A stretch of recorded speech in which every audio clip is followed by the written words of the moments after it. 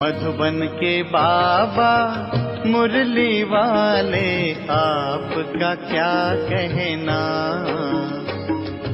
आपका क्या कहना। ओम शांति। 8 नवंबर 2023। बाबा के महावाक्य। मीठे बच्चे, देह सहित यह सब कुछ खत्म होने वाला है, इसलिए तुम्हें पुरानी दुनिया के समाचार सुनने की दरकार नहीं। तुम बाप और वर्षे को याद करो। प्रश्न: श्रीमत के लिए गायन कौन सा है? श्रीमत पर चलने वालों की निशानी सुनाओ। उत्तर: श्रीमत के लिए गायन है जो खिलाएंगे, जो पहनाएंगे, जहाँ बिठाएंगे वही करेंगे। श्रीमत पर चलने वाले बच्चे बाप की हर आज्ञा का पालन करते हैं। उनसे सदा श्रेष्ठ कर्म होते हैं। वे कभी श्रीमत में अपनी मनमत मिक्स नहीं करते। उनमें राइट और रॉन्ग की समझ होती है। गीत: बनवारी रे, जीने का सहारा तेरा नाम रे। ओम शांति। यह गीत किसका है? बच्चों का। कोई गीत ऐसे भी होते हैं जिसमें बाप बच्चों को समझाते हैं, लेकिन इस गीत में बच्चे कहते हैं कि बाबा, अब तो हम समझ गए। दुनिया को तो पता नहीं कि कैसी यह झूठी दुनिया है, झूठे बंधन हैं। यहाँ सब दुखी हैं, तब तो ईश्वर को याद करते हैं। सतयुग में तो ईश्वर से मिलने की बात ही नहीं है। यहाँ दुख है तब आत्माओं को याद पड़ता है, परंतु ड्रामा अनुसार बाप मिलते ही तब हैं जब स्वयं आते हैं। बाकी और जो भी पुरुषार्थ करते हैं सब व्यर्थ है, क्योंकि ईश्वर को सर्वव्यापी मानते हैं। ईश्वर का रास्ता गलत बताते हैं। अगर कहें कि ईश्वर और उनकी रचना के आदि मध्य अंत को हम नहीं जानते हैं, तो यह बोलना सच है। आगे ऋषि मुनि आदि सच बोलते थे। उस समय रजोगुणी थे। उस समय झूठी दुनिया नहीं कहेंगे। झूठी दुनिया नरक, कलयुग अंत को कहते हैं। संगम पर कहेंगे यह नरक है, वह स्वर्ग है। ऐसे नहीं द्वापर को नरक कहेंगे। उस समय फिर भी रजो प्रधान बुद्धि है। अभी है तमो प्रधान, तो हेल और हेवन संगम पर लिखेंगे। आज हेल है, कल हेवन होगा। यह भी बाप आकर समझाते हैं। दुनिया नहीं जानती कि इस समय कलयुग का अंत है। सब अपना अपना हिसाब किताब चुकतू कर अंत में सतो प्रधान बनते हैं। फिर सतो रजो तमो में आना ही है। जिनका 1-2 जन्म का पार्ट है, वह भी सतो रजो तमो में आते हैं। उन्हों का पार्ट ही थोड़ा है। इसमें बड़ी समझ चाहिए। दुनिया में तो अनेक मत वाले मनुष्य हैं, सबकी एक मत तो होती नहीं। हर एक का अपना अपना धर्म है, मत अपनी अपनी है। बाप का ऑक्यूपेशन अलग है, हर एक आत्मा का अलग है, धर्म भी अलग है, तो उनके लिए समझाने भी अलग चाहिए। नाम, रूप, देश, काल सबका अलग है। देखने में आता है यह फलाने का धर्म है। हिंदू धर्म में तो सब कहते हैं, परंतु उनमें भी सब भिन्न भिन्न है। कोई आर्य समाजी, कोई सन्यासी, कोई ब्रह्म समाजी।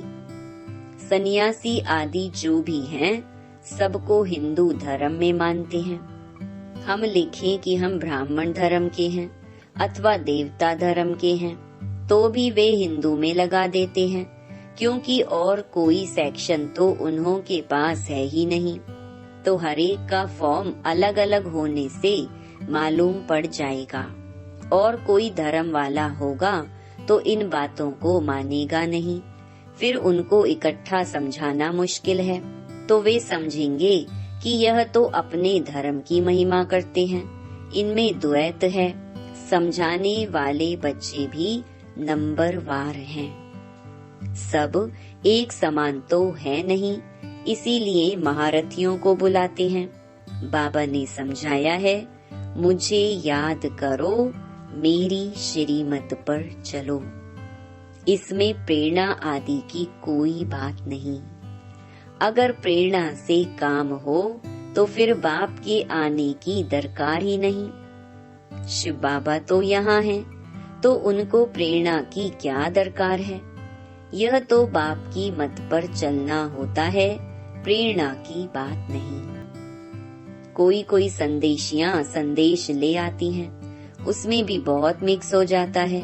संदेशी तो सब एक जैसी है नहीं, माया का बहुत इंटरफियर होता है। दूसरी संदेशी से वेरीफाई कराना होता है। कई तो कह देते हैं हमारे में बाबा आते हैं, मम्मा आती हैं, फिर अपना अलग सेंटर खोल बैठते हैं। माया की प्रवेशता हो जाती है। यह बड़ी समझने की बात है। बच्चों को बहुत सेंसिबल बनना चाहिए। जो सर्विसेबल बच्चे हैं वही इन बातों को समझ सकते हैं। जो श्रीमत पर नहीं चलते वह इन बातों को नहीं समझेंगे।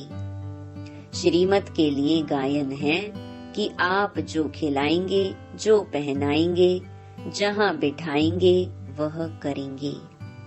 ऐसे कोई तो बाप की मत पर चलते हैं, कोई फिर दूसरों की मत के प्रभाव में आ जाते हैं। कोई वस्तु नहीं मिली, कोई बात पसंद नहीं आई तो झट बिगड़ पड़ते हैं। सब थोड़े ही एक जैसे सपूत बच्चे हो सकते हैं। दुनिया में तो ढेर की ढेर मत वाले हैं। अजामिल जैसी पाप आत्माएं, गणिकाएं बहुत हैं। यह भी समझाना पड़ता है कि ईश्वर सर्वव्यापी कहना रॉन्ग है। सर्वव्यापी तो 5 विकार हैं, इसीलिए बाप कहते हैं यह आसुरी दुनिया है। सतयुग में 5 विकार होते नहीं। कहते हैं शास्त्रों में यह बात ऐसे है, परंतु शास्त्र तो सब मनुष्यों ने बनाए हैं, तो मनुष्य ऊंच हुए या शास्त्र? जरूर सुनाने वाले ऊंच ठहरे ना। लिखने वाले तो है मनुष्य। व्यास ने लिखा वह भी मनुष्य था ना। यह तो निराकार बाप बैठ समझाते हैं। धर्म स्थापकों ने जो आकर के सुनाया उसका फिर बाद में शास्त्र बनता है। जैसे गुरु नानक ने सुनाया, बाद में ग्रंथ बनता है, तो जिसने सुनाया उसका नाम हो गया। गुरु नानक ने भी उनकी महिमा गाई है। सबका बाप वह एक है। बाप कहते हैं जाकर धर्म स्थापन करो। यह बेहद का बाप कहते हैं मुझे तो कोई भेजने वाला नहीं। शिव बाबा खुद बैठ समझाते हैं, वह है मैसेज ले आने वाले, मुझे कोई भेजने वाला नहीं। मुझे मैसेंजर व पैगंबर नहीं कहेंगे। मैं तो आता हूँ बच्चों को सुख शांति देने। मुझे कोई ने कहा नहीं, मैं तो खुद मालिक हूँ। मालिक को भी मानने वाले होते हैं, परंतु उनसे पूछना चाहिए कि तुमने मालिक का अर्थ समझा है। वह मालिक है, हम उनके बच्चे हैं, तो जरूर वर्षा मिलना चाहिए। बच्चे कहते हैं हमारा बाबा, तो बाप के धन के तुम मालिक हो। मेरा बाबा बच्चे ही कहेंगे, मेरा बाबा तो फिर बाबा का धन भी मेरा। अभी हम क्या कहते हैं, हमारा शिव बाबा। बाप भी कहेंगे यह हमारे बच्चे हैं। बाप से बच्चों को वर्षा मिलता है। बाप के पास प्रॉपर्टी होती है।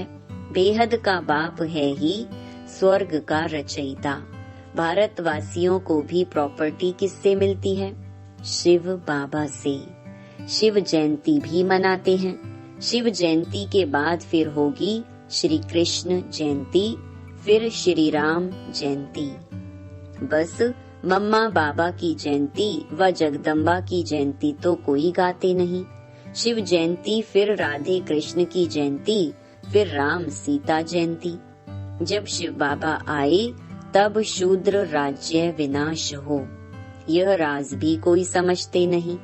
बाप बैठ समझाते हैं, वह आते हैं जरूर।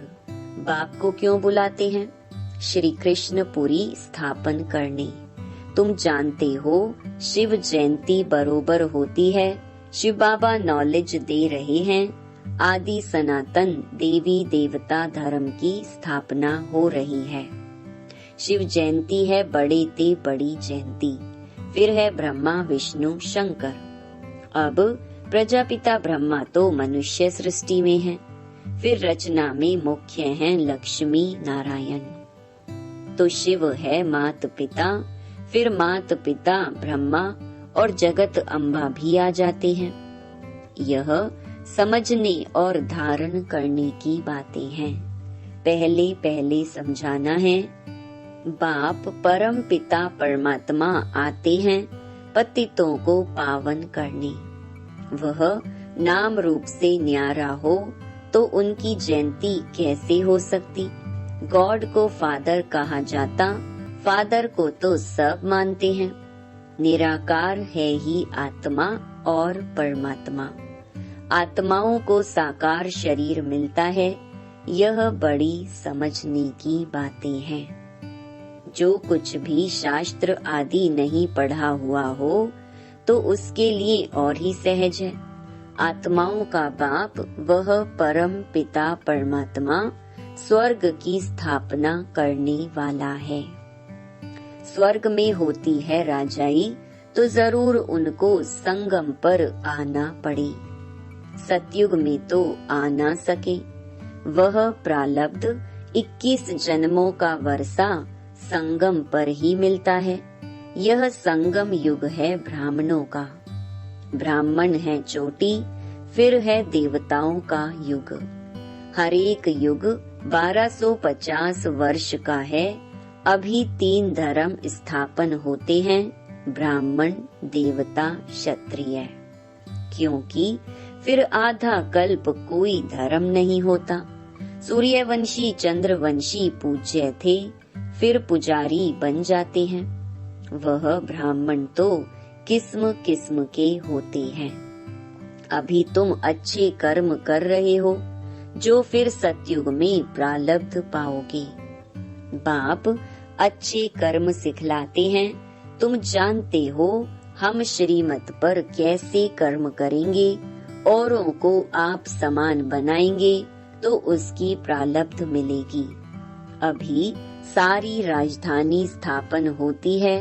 आदि सनातन देवी देवता धर्म की राजधानी होती है। यह है प्रजा का प्रजा पर राज्य। पंचायती राज्य है। अनेक पंच हैं, नहीं तो 5 पंच होते हैं। यहाँ तो सब पंच ही पंच हैं। सो भी आज हैं, कल नहीं। आज मिनिस्टर हैं, कल उनको उतार देते हैं। एग्रीमेंट कर फिर कैंसल कर देते हैं। यह है अल्प काल का क्षण भंगुर राज्य। किसको भी उतारने में देरी नहीं करते हैं। कितनी बड़ी दुनिया है। अखबारों में कुछ ना कुछ पता पड़ता है। इतने सब अखबार तो कोई पढ़ नहीं सकता। हमको इस दुनिया के समाचार की दरकार ही नहीं। यह तो जानते हैं देह सहित सब कुछ इस दुनिया का खत्म हो जाने वाला है।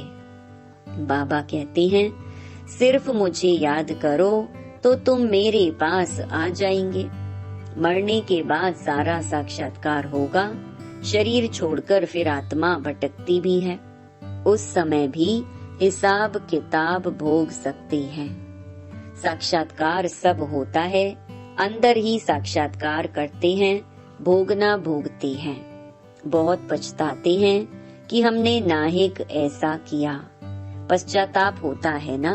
कोई जेल बर्ड होते हैं, वह कहते हैं जेल में खाना तो मिलेगा।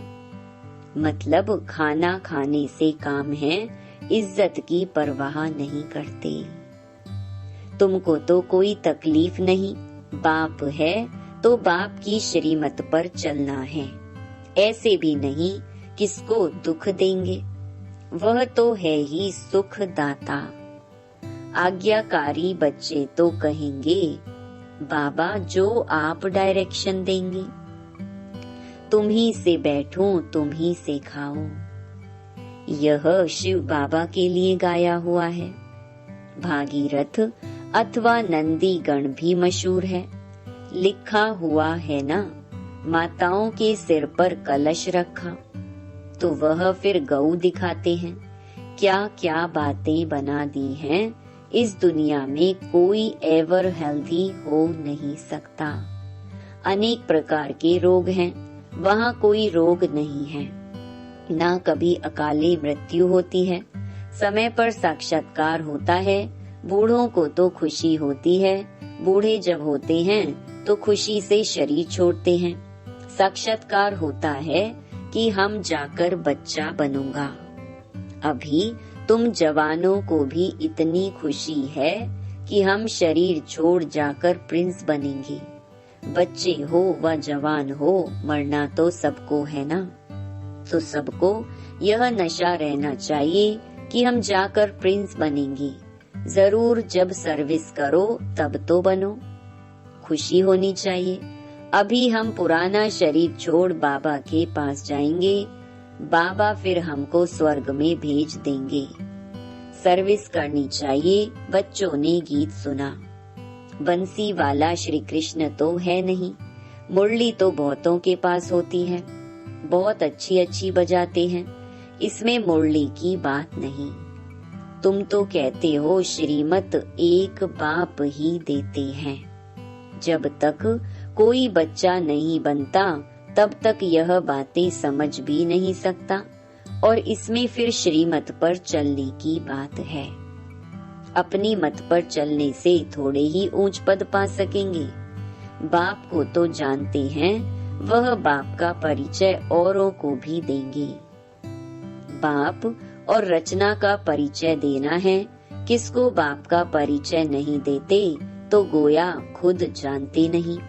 अपने को नशा चढ़ा हुआ है तो औरों को भी चढ़ाना है। अच्छा, मीठे मीठे सिकिलधे बच्चों प्रति माता पिता बाप दादा का याद प्यार और गुड मॉर्निंग। रूहानी बाप की रूहानी बच्चों को नमस्ते। धारणा के लिए मुख्य सार। पहला, श्रीमत पर सदा श्रेष्ठ कर्म करनी है। दूसरों की मत के प्रभाव में नहीं आना है। सपूत बन हर आज्ञा का पालन करना है। जो बात समझ में नहीं आती है उसे वेरीफाई जरूर कराना है। दूसरा, सदा इसी नशे व खुशी में रहना है कि हम यह पुराना शरीर छोड़ प्रिंस बनेंगे। नशे में रह ईश्वरीय सेवा करनी है। वरदान, निंदक को भी अपना मित्र समझ सम्मान देने वाले ब्रह्मा बाप समान मास्टर रचयिता भव। जैसे ब्रह्मा बाप ने स्वयं को विश्व सेवाधारी समझ हरेक को सम्मान दिया, सदा मालिकम सलाम किया, ऐसे कभी नहीं सोचा कि कोई सम्मान देवे तो मैं दूं। निंदक को भी अपना मित्र समझकर सम्मान दिया, ऐसे फॉलो फादर करो। सिर्फ सम्मान देने वाले को अपना नहीं समझो, लेकिन गाली देने वाले को भी अपना समझ सम्मान दो, क्योंकि सारी दुनिया ही आपका परिवार है। सर्व आत्माओं के तना आप ब्राह्मण हो, इसलिए स्वयं को मास्टर रचयिता समझ सबको सम्मान दो, तब देवता बनेंगे। स्लोगन: माया को सदा के लिए विदाई देने वाले ही बाप की बधाइयों के पात्र बनते हैं। ओम शांति।